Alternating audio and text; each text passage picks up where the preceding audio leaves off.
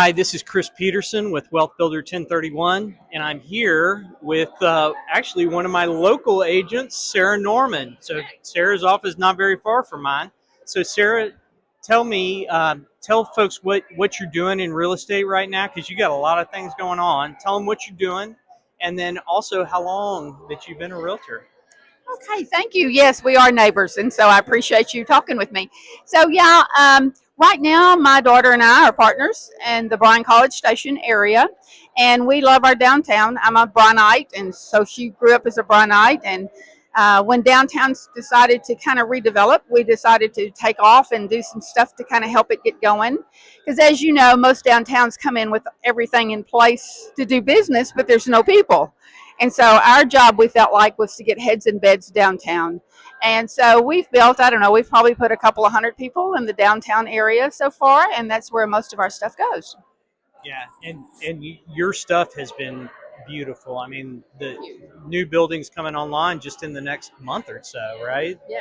Yeah. So tell me, what led you to do that? What was it the thing that made you kind of transition a little bit from just doing kind of the normal realtor buying and selling of houses for others to actually getting into the development game? So I'm going to say 15 years or so ago, my daughter graduated from A&M, went to work for Wells Fargo in San Antonio, and did commercial lending. She was appointed to at least 10 million or bigger, and most of the stuff she did was 50 to 100 million.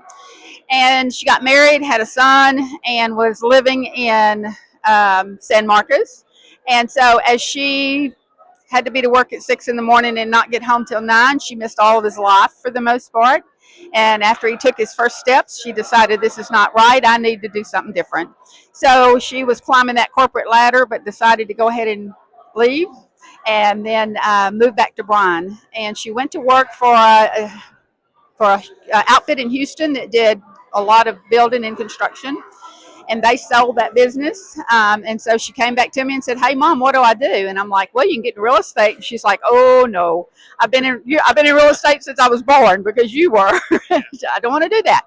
And so we started buying, selling, flipping. We started out buying fourplexes out of foreclosures and did a lot of that. And we love fixing them up, finding them, putting tenants in there. But we were not good property managers, although as a realtor you would think so, but just not. And so we decided we loved the finding and the fixing and flipping them. And so we did that for a while. And then when downtown started really developing, we decided that was where we needed to be. And so we just took that leg, and I still sell real estate full time. I still teach full time, and I also do infill development full time. It's a lot of different jobs. Tell me how the three of those things, because you do a lot of continuing education classes just like we do. Um, Tell me how the teaching and training, the long history of being a realtor, very successful realtor in town, and the developing, how do all three of those go together?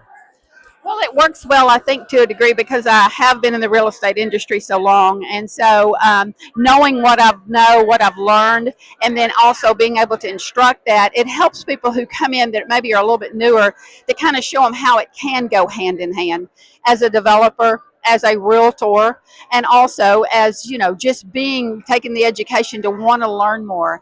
And so through this process, it's just a hand in hand situation to me, and it's not like I'm over here doing this or this or this. I'm doing this, and so it works really well. Yeah. Okay.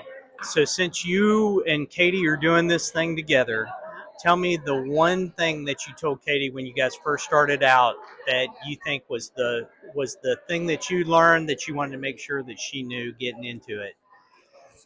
So I have to laugh just a little bit because if I told you what I really said, you'd probably Might not put it on YouTube. might not put it on YouTube. The first thing I told her, of course, is we're going to take it slow and easy, so to make sure we're both on the same page, that we don't just bail off, and we're not rich, and so we had to kind of do it as we go. And so far, what we've done, and this is where it kind of helped with her knowledge of having financial stuff done. We kind of worked through the process of saying, here's what we'll do. Anything that's a single family, which included, in our case, patio homes and townhomes, we'll sell. Anything larger than that, we'll keep, to build residual income as life goes on. Now, please understand, you can tell by this white hair, I'm not a young chick, right? And so it'll help her down the road, but I'll probably die before I get any benefit. But so this is kind of what I told her, for her to build and to be able to do things as she goes through life. I hope that it will help her. And we always tease each other and say, if things get tight, you can file bankruptcy on 100,000 or 100 million. It's the same thing. So there you go. So if folks want to get in touch with you for you to help them build their real estate empire, tell them how they do that. Yeah, the probably easiest way to get a hold of me is to just send me an email, I would think. And it's my name, Sarah Norman, which is SARAH, Norman, realtor @gmail.com. And I think that's probably the simplest way. Send me a link. I'll be happy to help you. And she does a lot of podcast and training to infill development as well to help others too. So we go hand in hand. Find those? At Katie, let's see, she is on Instagram and it's Katie Develops. And so they can find her there. Sounds good. Thanks so much, Sarah. Yes, thank you.